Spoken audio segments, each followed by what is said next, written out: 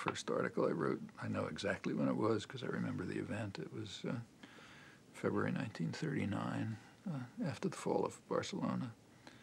And it was about the spread of fascism in Europe. I'm 10 years old. I wasn't an activist.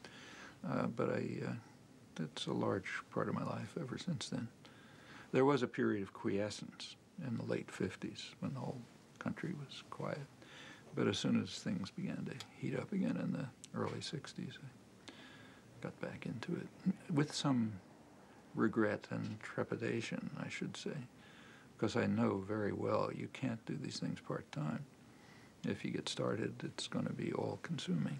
And I had lots of things I was very happy doing and didn't want to give them up. But you chose to. Somehow. Yeah. Or had felt you. Well, by the time, the beginnings of the Vietnam War were coming along, it was just impossible not to become involved. The Vietnam War actually began for the United States in 1950.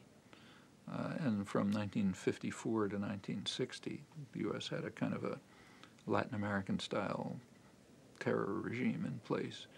And it wasn't any joke. They killed about 60 or 70,000 people, but there was no protest. Zero. When Kennedy took over, they escalated it to, pretty soon it became a direct U.S. attack. Still no protest.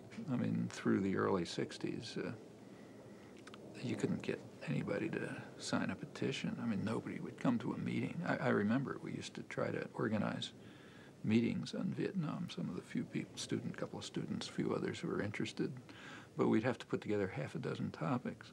Iran, Venezuela, Vietnam, 6 other topics, and then maybe you could get more people than organizers. By 1965 or 1966, it was becoming a big issue. But protests were met with extreme hostility. Take Boston right here. And this is a pretty liberal city. But we couldn't have public protests against the war. They'd be violently broken up. The speakers would be saved from being murdered only by hundreds of state police. And it would be praised, the protests would be, the attack on the protesters would be praised in the liberal media. I remember my wife, I had 2 little girls. My wife and the 2 kids went to a women's protest. It was, you know what it's like. They're not throwing stones, just people walking around with children. And this was in Concord. It's a suburb, quiet, professional, upper-middle-class suburb. They were attacked.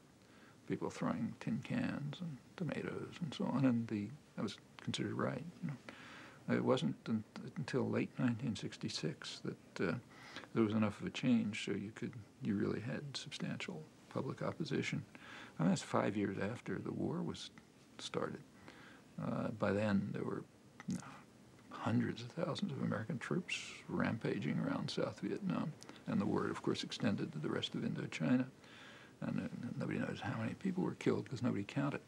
So another interesting thing about the Vietnam War is we have no idea what the costs were to the Vietnamese. For the United States, we know down to the last person. And the big post-war issue is finding the bones of American pilots. But nobody has any idea how many Vietnamese died.